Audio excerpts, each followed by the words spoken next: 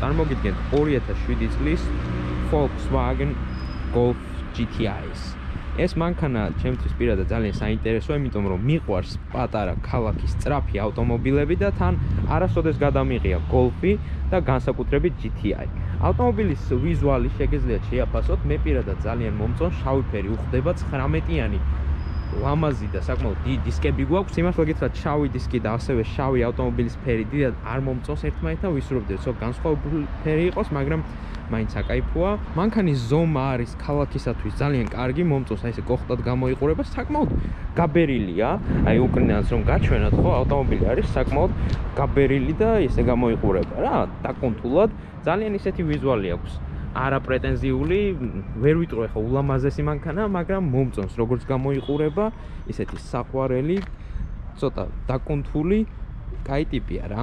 შეგახსენებთ რომ არხი აუცილებლად გამოიწეროთ, სულ 2 წამის საქმეა და რაც უფრო მეტი გაომწერი ეყოლება არხს, მით უფრო საინტერესო და საინტერესო ავტომობილებს გადავიღებთ. ავტომობილია მარჯვენა საჭიანი, რაც არ არის სასიხარულო, მაგრამ ამას ტესტ დრაივისათვის მნიშვნელობა არ აქვს, იმიტომ რომ თქვენ თავისუფლად შეგიძლიათ შეიძინოთ მარცხენა საჭიანი GTI-ს, რომელიც შედარებით უფრო ძვირი იქნება, მაგრამ რეალურად ავტომობილი იგივეა.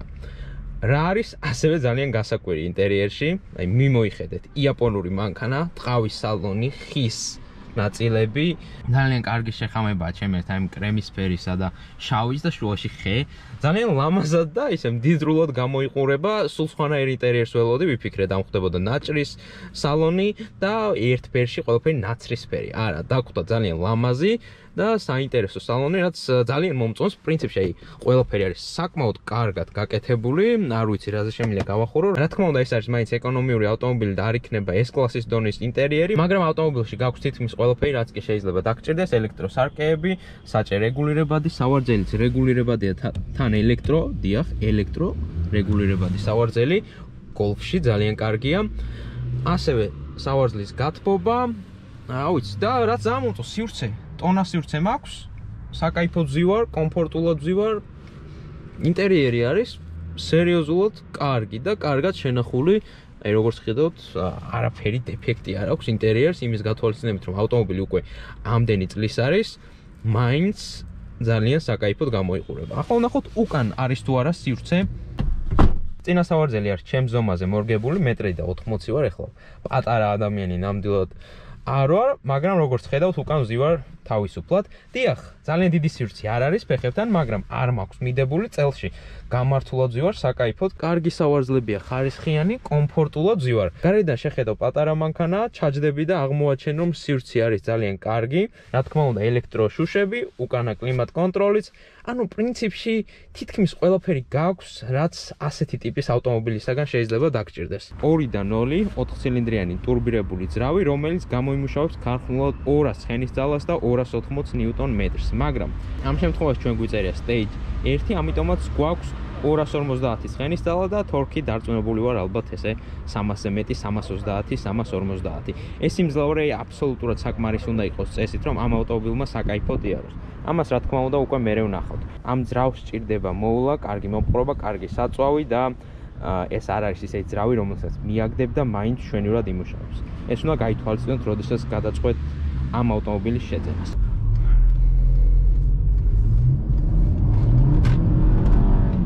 და აი მეგობრებო, უკვე დავიწყეთ Golf GTI-ით გადაადგილება. პირველი შეგრძნებები, ძალიან მომწონს ეს მანქანა უკვე, იმიტომ რომ ინტერიერი ჩემი გემოვნებაში ნამდვილად ჯდება 100%-ით, მიყვარს ღია ფერის ინტერიერები და ძალიან მაინტერესებს როგორ ივლის ეს მანქანა. მარჯვენა საჭეს რაც შეეხება, რა თქმა უნდა, არ არის დიდად სასიამოვნო და ბევრად სჯობს რომ მარცხენა საჭე იყოს, მაგრამ ასევე ბევრჯერ მაქვს ნათქვამი რომ ხშირად ეს იაპონური ავტომობილები ძალიან სვეჟ, კარგ მდგომარეობაში არიან ხოლმე. აქაც შეგვიძლია შემომჩნიოთ რომ ინტერიერი მართლა კარგ მდგომარეობაშია და მექანიკურადაც, რა ვიცი, ჯერჯერობით მხოლოდ მუხრუჭ წრიპინს ვამჩნევ, სხვა არაფერს. ამიტომაც კმაყოფილი ვარ, არაფერს არ check engine, არაფერს არ გვინთებს ავტომობილი, რაც ძალიან კარგია.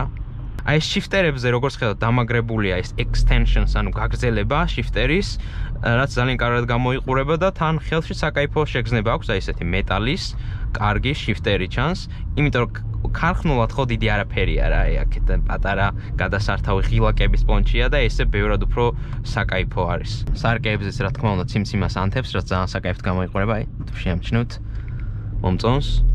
გადაცემათა კოლოფზე მინდა რამოდენიმე სიტყვა ვთქვა, ეს არის DSG, ანუ direct Shalt Getriebe, რაც იმას ნიშნავს, რომ ჩვეულებრივი ავტომატური გადაცემათა კოლოფთან შედარებით იქნება ბევრად უფრო სწრაფი, სიჩქარებს თავს წარმოიდგინეთ 8 მილიწამში, ანუ რაც არ უნდა სწრაფად რთავდე მექანიკას, ეს უბრალოდ ყოველთვის მოგასწრებს. ეს ძალიან დიდი პლუსია და წესით კარგადაც უნდა მუშაობდეს. ჯერჯერობით აინახეთ ძალიან კარგად რთავს სიჩქარებს, სრულიად შეუმჩნევლად, უპრობლემოდ და ავტომობილი უხეშია. ამას ეხლავე შემიძლია გითხრათ, მანევრი ნახოთ. აი, წაიღო ცოტა ცხვირი, understeer, რასაც ქვია. მანქანას ნამდვილად დიდი სიმძლავრე აქვს, ეჭვიც არ მეპარება, რომ აქ 250 ცხენის ძალა ისე გვაქვს, როგორც არაფერი, იმიტომ რომ მიფრინავს, რასაც ქვია მანქანა. ძალიან მძლავრია, აი, მიაჭერ და გაფრინდება, მართლა თორკი არის ძალიან დიდი რაოდენობით და ცოცხალი მანქანაა, ძალიან ცოცხალი, ფიცხი მანქანაა, დიდი სიმძლავრით. და თან ეს დეში გვაქვს, არც სპორტი, არც მოცურების საწინააღმდეგო გამორთული, ანუ ძალიან ისეთ ყველაზე სტანდარტულ რეჟიმში. ხმას რაც შეეხება, დიდი არაფერი ხმა აქვს, მაგრამ უარესი შეიძლება და ყოფილიყო. ყავს დაახლოებით ამ კლასში სხვა ავტომობილები გადაღებული, Hyundai Veloster, Ford Focus ST და უკვე S და მინდა გითხრათ, რომ S კლასი ძალიან მომწონს. აი ესეთი ქალაქის ყოველდღიური პრაქტიკული ავტომობილები, რომელიც შეგიძლია ყოველდღიურად მართო და თან ძალიან სწრაფებია. რეალურად სერიოზულ სპორტულ ავტომობილებსაც კი არ ჩამორჩება ხოლმე ხშირად, ანუ ძალიან მომწონს რა ეს hot hatchback-ების კატეგორია და საკაიფო ტიპები არიან.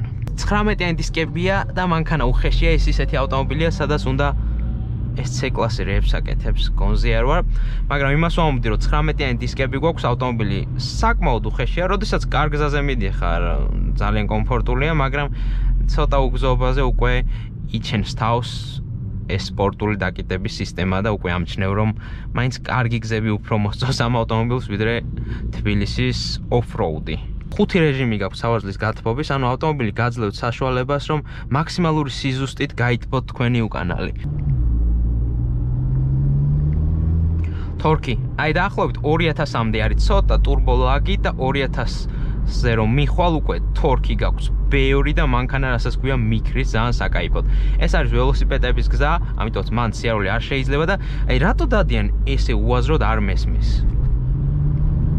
აი ცოტათი მიადგავ ფეხს, აქსელერატორს და მანქანა რასაც ქვია მიქრის. მოდი გამოვიყენოთ უკვე შიფტერები, გადავრთოთ მანუალში. მოიცა?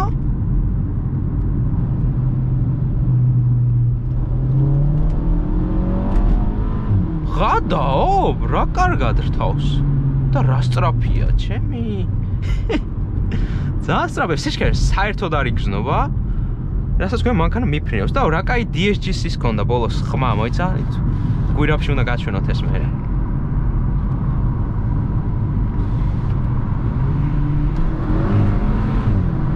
ძალიან მაგრად რთავს. უმაგრესად რთავს ეს DSG სიჩქარეებს. ძალიან სწრაფია. აი მართლა ძალიან სწრაფია, აღფრთოვანდი არ ველოდი ასეთ სისწრაფეს. მოდი სოხანი დეში გადავრთოთ. და აი მარტო ამის გამო ამ მანქანამ უკვე ჩემს თვალში ბევრად დიდი პატივისცემა დაიმსახურა, იმიტომ რომ ეს გადაცემათა კოლოფი არის ფანტასტიკური. ანუ უკვე ასაკიც ეთყობოდეს უნდა წესით ყველაფერი, მაგრამ ფაქტია რომ ავტომობილი უბრალოდ სიჩქარეებს ძალიან მაგრად რთავს. აბა გვირაბში ვნახოთ როგორი იქნება.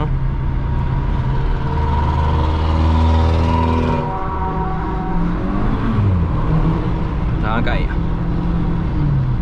ძალიან სწრაფად რთავს, ზემოთაც, ქვემოთაც სიჩქარეებს, აი რო გაჩვენოთ, ჩამოვაგდე.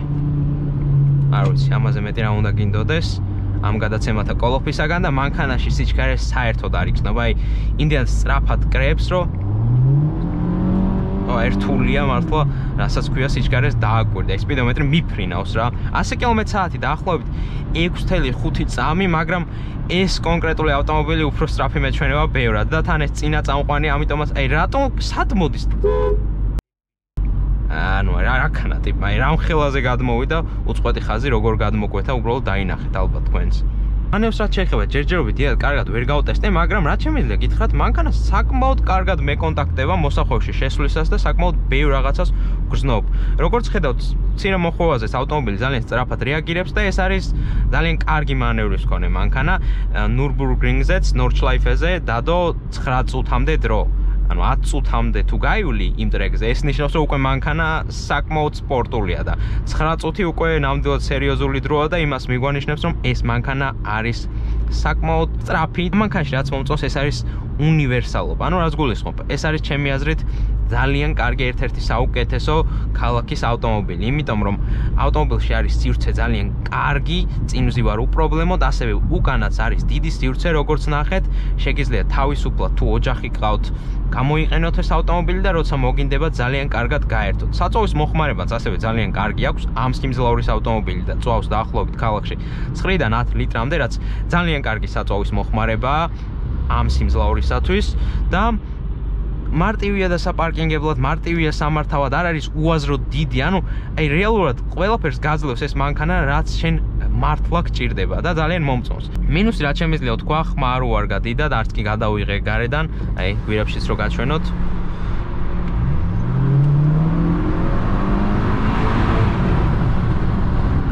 ხმა არ უარგა, მაგრამ არანორმალურად დადის რა. აი სვეჩი ძალიან სწრაფია, აი ხო არელი ხა გოლფი არა, GTI არც აწერია, არაფერი და უბრალოდ დაფრინავს მანქანა. ავტომობილის ფასს რაც შეეხება დაახლოებით ღირს მარჯვენა საჭიანები ესე $4000-მდე, ხოლო მარცხენა საჭიანებს მივუმატეთ $1000, ანუ $5000 ფარგლებში. დაახლოებით ძალიან უხეშად.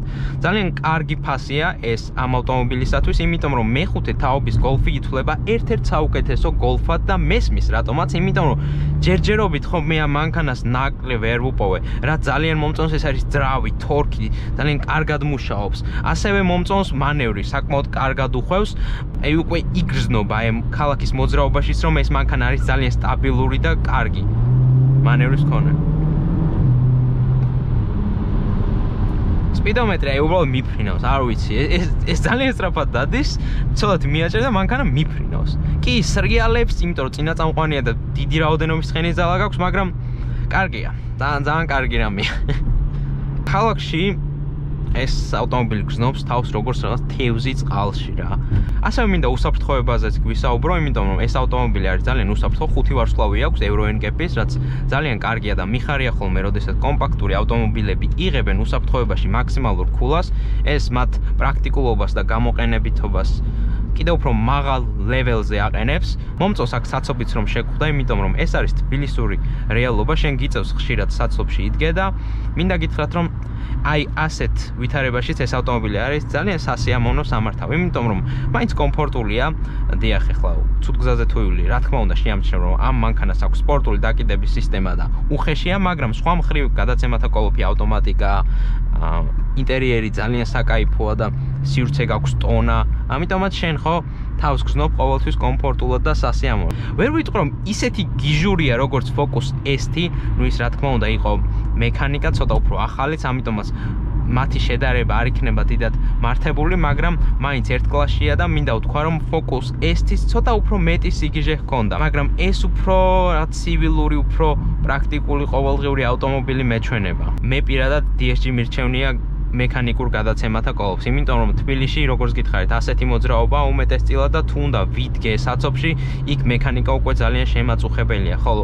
ეს გადაცემათა კოლოფი როგორც ნელა სიარულისას, ასევე სწრაფად სიარულისას არის ძალიან კარგი. ანუ პრაქტიკულად ნებისმიერ ვითარებაში იქცევა კარგად, მაგრამ ამ გადაცემათა კოლოფში სჭირდება მოვლა, სჭირდება გაფრთხილება, ეს არ არის ისეთი ტრანსმისია, რომელსაც დაიკიდებ და იმუშავებს კარგად.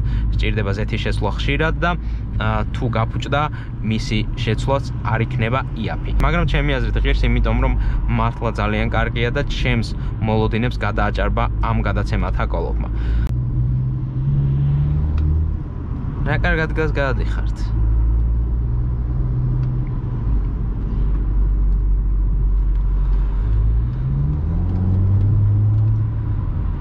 რა არის საიდუმლო ამ გადაცემათა კოლოფის, რატომ მომეწონა ასე ძალიან? ამ გადაცემათა კოლფის მუღამი ისაა, რომ როდესაც უკვე შენ ერთ სიჩქარეში ხარ და მიდიხარ უკვე სწრაფად, ხო, ავტომობილმა უკვე იცის, რომ შენ აპირებ სხვა სიჩქარეში გადართვას და იმ სიჩქარეს გიმზადებს. ამიტომაც გადართვის ეტაპი არის უსწრაფესი.